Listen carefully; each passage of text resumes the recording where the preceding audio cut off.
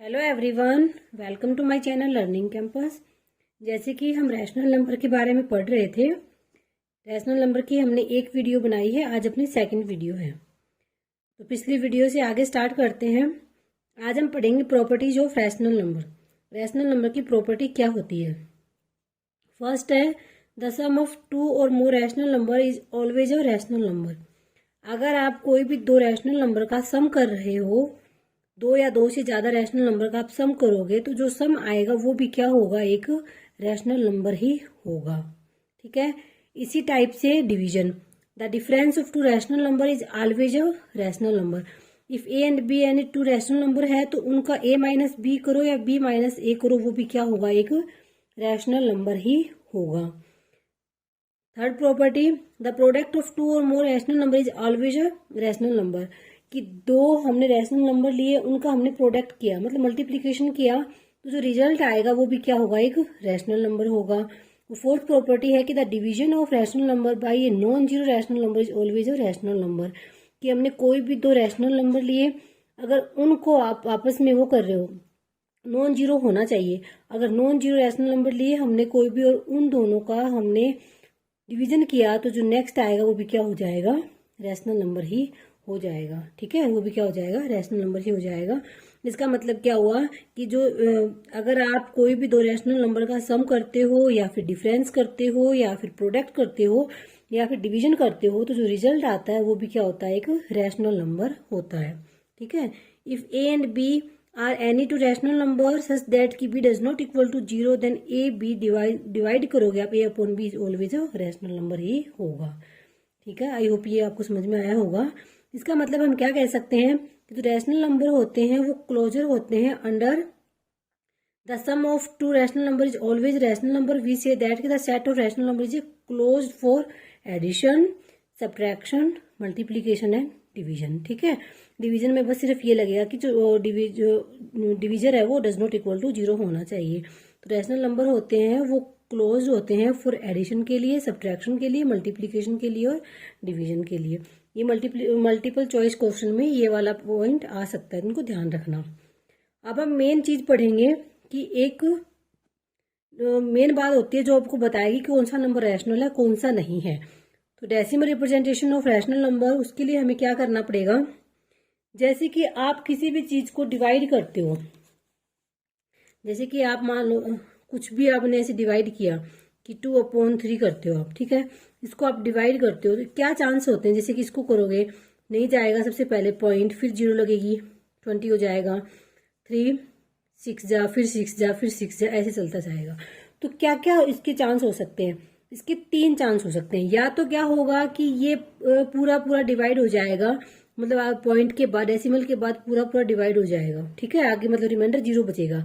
अगर ये पूरा पूरा डिवाइड हो जाता है तो उसको हम बोलते हैं टर्मिनेटिंग, कि ये टर्मिनेट हो गया, खत्म हो चुका है। ठीक है। या फिर दूसरा क्या, पहले क्या बात बताई मैंने, टर्मिनेटिंग। टर्मिनेटिंग का मतलब होता है कि खत्म होना, कि अब इसका रिमाइंडर जीरो आ गया, ये खत्म हो चुका है। जैसे कि ये देखो 1/8 है, 1/8 को आप डिवाइड करो, इसे 1 को 8 से डिवाइड करोगे, पहले जाएगा नहीं तो पॉइंट लगाओगे, फिर 10 हो जाएगा। जैसे कि ऐसे करोगे ना, करके दिखाती हूँ मैं। 1/8 है, इसको कैसे करोगे, 1 को अंदर लेते हैं, 8 को बाहर लेते हैं, नहीं जाएगा, सबसे पहले पॉइंट लगाएंगे, यहाँ जीरो आएगा। 8 1 जा 8, 10 में से 8 गया 2, फिर जीरो उतारी, 8 2 जा 16, फिर 4 बचा, फिर जीरो उतारी, 8 5 जा 40। ठीक है, अब जीरो रिमाइंडर बच गया।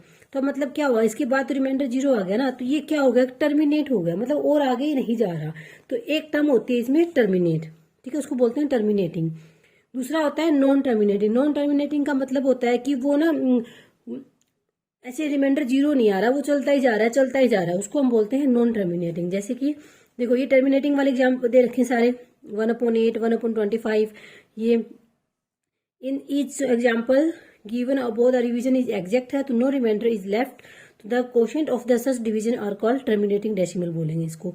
लेकिन ये वाला एग्जाम्पल देखो 3/7, या फिर ये, इसमें देखो हर चीज क्या हो रही है कि डिवीजन वो एंड नहीं हो रहा, चलता ही जा रहा है, चलता ही जा रहा है, आगे कुछ और वैल्यू आ रही है, कुछ और वैल्यू आ रही है। तो इसको हम क्या बोलेंगे कि ये नॉन टर्मिनेटिंग है। कि how long it continue, the quotient of such division are called non terminating, इनको क्या बोलेंगे, नॉन टर्मिनेटिंग। अब एक और बात भी हो सकती है, जैसे कि मैंने ये वाला क्वेश्चन करवाया था, इसमें क्या था, अब देखो इसमें टर्मिनेट भी नहीं हो रहा, कंटिन्यू चल रहा है, लेकिन एक चीज और आपने नोट की होगी कि इसमें रिपीटेशन आ रहा है, जैसे कि 6 बार रिपीट हो रहे हैं। ठीक है, तो एक और बात हो सकती है जिसमें क्या होता है कि टर्मिनेट भी ना हो और वो रिपीट भी होता जाए, तो उसको हम बोलेंगे नॉन टर्मिनेटिंग रीअकरिंग। रीअकरिंग का मतलब होता है कि दोबारा आना हो, दोबारा उसको वापिस आना। नॉन टर्मिनेटिंग रीअकरिंग डेसिमल हो जाएंगे। तो अपने पास मैंने 3 डेसिमल बताया आपको। एक टर्मिनेटिंग कौन सा होता है, जो जिसका रिमाइंडर 0 आ जाता है, जो मतलब टर्मिनेट हो जाता है, जो खत्म हो जाता है, उसको हम बोलते हैं टर्मिनेटिंग। एक होता है नॉन टर्मिनेटिंग, इसका मतलब होता है कि वो कंटिन्यू चलता ही जाएगा, कितना भी आप डिवाइड करो बार बार आगे आगे चलता ही जाएगा, वो नॉन टर्मिनेटिंग होता है। और एक होता है नॉन टर्मिनेटिंग और रीअकरिंग, मतलब कि वो खत्म भी नहीं हो रहा, टर्मिनेट भी नहीं हो रहा, चलता भी जा रहा है, लेकिन वो रिपीट हो रहे हैं। ठीक है, जैसे देखो इसमें क्या हो रहा है, 4 रिपीट हो रहे हैं। यहाँ देखो 3 रिपीट नहीं, लेकिन 6 रिपीट हो रहा है, 6 रिपीट हो रहा है। यहाँ देखो जरूरी नहीं है एक रिपीट हो, ग्रुप भी रिपीट हो सकता है। जैसे इसके अंदर देखो, इसके अंदर 5 7 1 4 2 8, 5 7 1 4 2 8, 5 7 1 4 2 8, ये पूरा ग्रुप, मतलब 5 7 1 4 2 8 ये पूरा ग्रुप है, सेट ऑफ डिजिट है, ये क्या हो रहा है, रिपीट हो रहा है। ठीक है, इसको भी हम बोलेंगे नॉन टर्मिनेटिंग रीअकरिंग डेसिमल। ठीक है, नॉन टर्मिनेटिंग रीअकरिंग डेसिमल। तो 3 चीजें बताई मैंने आपको रैशनल नंबर के लिए, टर्मिनेटिंग होना चाहिए या फिर नॉन टर्मिनेटिंग होना चाहिए या फिर नॉन टर्मिनेटिंग रीअकरिंग डेसिमल होना चाहिए। ठीक है, अब आगे देखते हैं। रैशनल नंबर में क्या हो सकता है कि या तो वो टर्मिनेट हो या फिर वो टर्मिनेट ना हो, लेकिन अगर टर्मिनेट नहीं हो रहा तो वो क्या होना चाहिए, रीअकरिंग होना चाहिए। ठीक है, रैशनल नंबर वही होगा कि या तो वो टर्मिनेट हो जाए या फिर टर्मिनेट नहीं हो रहा तो वो रीअकरिंग होना चाहिए।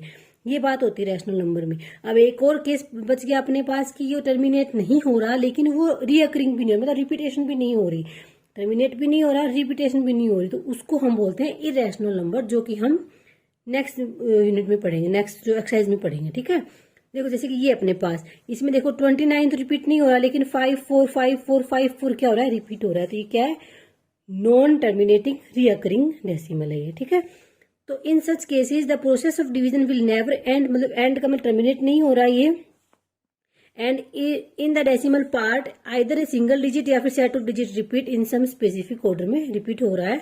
तो such a non terminating decimal in which a digit और सेट ऑफ डिजिट रिपीट कर रहा है कंटिन्यूसली, उसको क्या बोलेंगे, रीअकरिंग या फिर पीरियोडिक या फिर सर्कुलेटिंग डेसिमल बोलते हैं। द रिपीटिंग डिजिट या फिर set of repeating digit is called the period of the recurring decimal बोलेंगे हम इसको।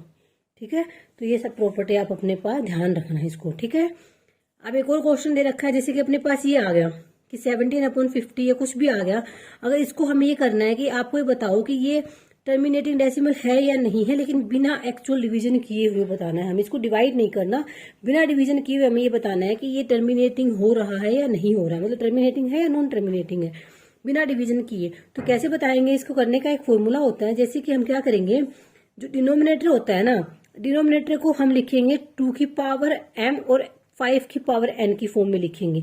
अगर अपना डिनोमिनेटर 2 की पावर में और 5 की पावर में लिखा जा रहा है ना, तो हम क्या कहेंगे, रैशनल नंबर इज कन्वर्टेबल या फिर इनटू टर्मिनेटिंग डेसिमल है, अदरवाइज वो टर्मिनेटिंग डेसिमल नहीं है। अगर वो इस फॉर्म में लिखा जा रहा है तो टर्मिनेटिंग है, अदरवाइज वो टर्मिनेटिंग नहीं है। जैसे देखो अपने पास क्या है, 17/50, तो 50 को आप क्या लिख सकते हो, 50 के फैक्टर बनाओगे 2 × 5 × 5, तो 2 की पावर 1, 5 की पावर कितना हो गया 2, तो 2 की पावर और 5 की पावर में लिखा गया है ना, सिर्फ 2 ही होना चाहिए, 2 या 5, बाकी कोई तीसरा डिजिट नहीं होना चाहिए। तो लिखा गया है ना 2 की पावर में भी 5 की पावर में भी, जिसको क्या लिख सकते हो, 2 की पावर m और 5 की पावर n की फॉर्म में लिख सकते हो। तो ये क्या है, ये टर्मिनेटिंग डेसिमल है।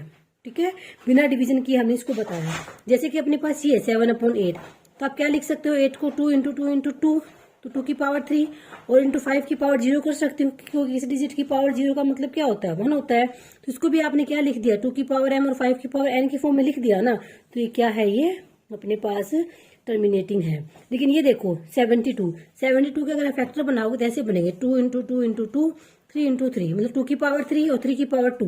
अगर मैं इसको ऐसे लिख भी दूं कि 5 की पावर 0, लेकिन 3 की पावर 2 तो आ ही रहा है ना इसमें, तो 3 तो आना ही नहीं चाहिए था, सिर्फ क्या आना चाहिए, तो 2 आए या फिर दोनों आए, 2 और 5 दोनों आने चाहिए थे, तो इसमें तो 3 आ गया ना। इसका मतलब क्या हो गया कि ये कौन सा है, नॉन टर्मिनेटिंग डेसिमल है। आई होप आपको समझ में आया होगा। कि हमें डिनोमिनेटर के फैक्टर बनाने होते हैं। अगर वो 2 की पावर में और 5 की पावर में आ जाए, जहां पे m और n का होल नंबर है, 2 की पावर m और 5 की पावर n की फॉर्म में आ जाता है डिनोमिनेटर, तो हम कहेंगे वो टर्मिनेटिंग है, अदरवाइज हम कहेंगे वो नॉन टर्मिनेटिंग है।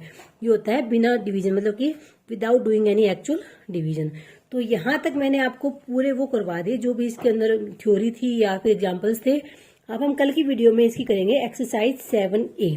आई होप आपको समझ में आ रहा होगा। अगर वीडियो समझ में आए तो इसको लाइक कीजिए, चैनल को सब्सक्राइब कीजिए। मिलते हैं नेक्स्ट वीडियो में। Thank you, thanks for watching.